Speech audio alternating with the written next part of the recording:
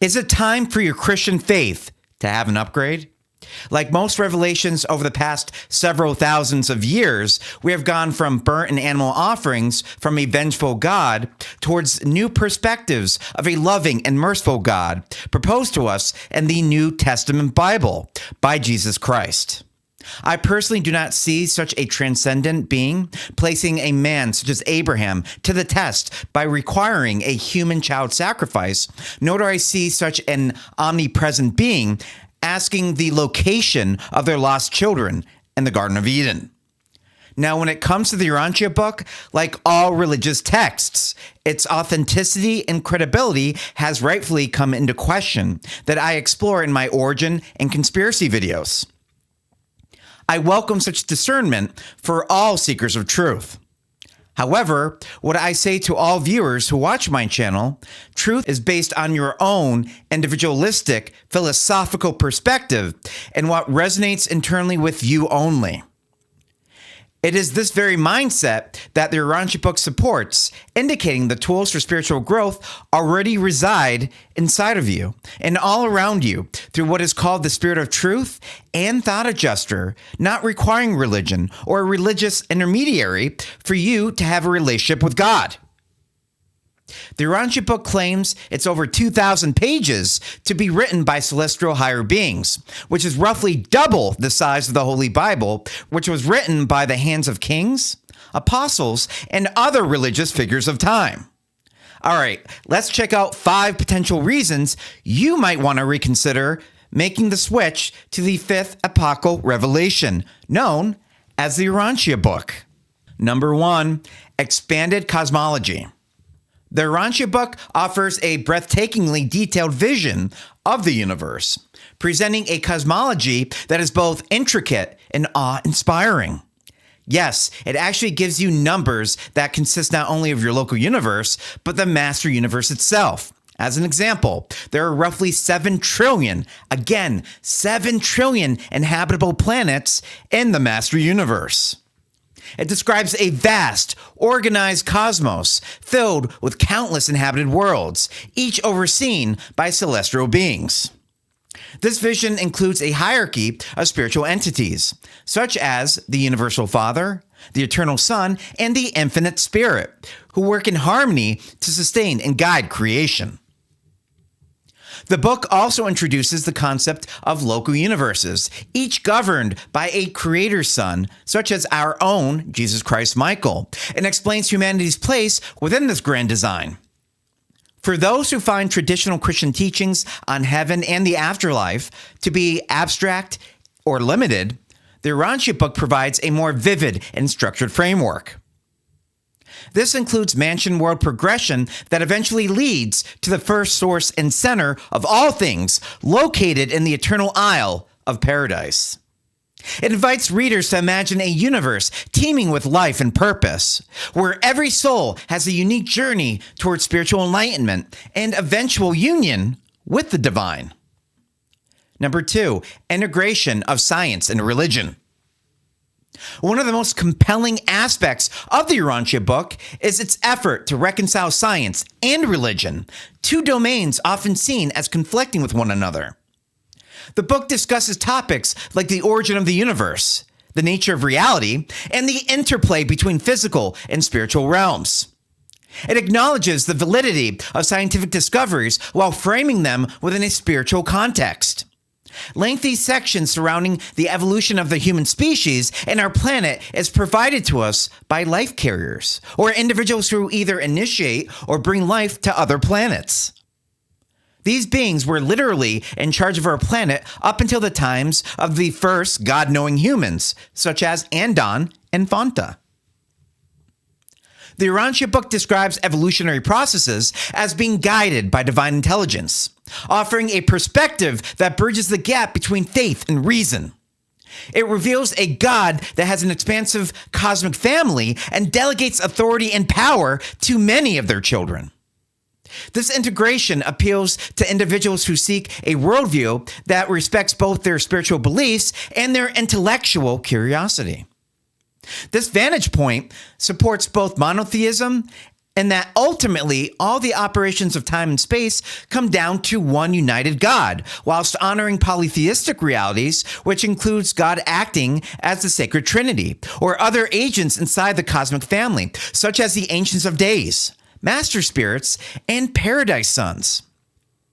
By addressing questions about the universe's origins and humanity's place within it, the book provides a holistic understanding that resonates with modern seekers.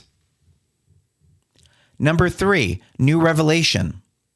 The Urantia Book claims to be an epochal revelation, presenting advanced spiritual truths that go beyond traditional religious teachings of the Holy Bible. Despite mentioning a few psalms and prayers, it marginalizes said religious practice, wanting readers to have their own unscripted relationship with God.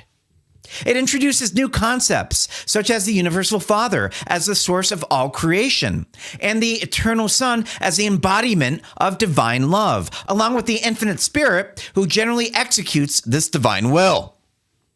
These ideas expand the understanding of God's nature and the divine hierarchy, offering a more nuanced and comprehensive view of spirituality. All the way down to the subatomic level, the book reveals to us the automaton, which are energy particles which make up electrons, showcasing that far extent of paradise energies that comprise the master universe. This claim of being a new revelation resonates with those who feel that traditional scriptures have limitations or have been misinterpreted over time. This text offers a great deal of redactions and corrections to the Holy Bible that is refreshing to some due to the great deal of hope and inspiration these revelations provide. They weave through the many distortions and blatant contradictions the Holy Bible presents given the Old and New Testament versions. The Urantia Book positions itself as a guide for humanity's spiritual evolution, providing insights that are both profound and transformative.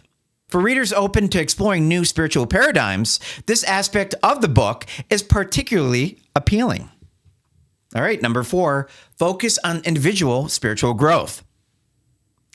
Unlike some religious traditions that emphasize adherence to dogmas or rituals, the Urantia Book encourages personal spiritual exploration and growth. Despite seeing the benefits to congregational worship, the book generally focuses on the individual's experience of religion and God rather than institutionalized religion. It teaches that actions that speak of universal brotherhood and universe service are of far greater value to God than any symbol, mantra, or special diet. It teaches that individuals can experience continuous revelation through their relationship with God and their inner spiritual guide, often referred to as the thought adjuster. This divine presence within each person serves as a source of inspiration and guidance, helping individuals navigate their own spiritual journey.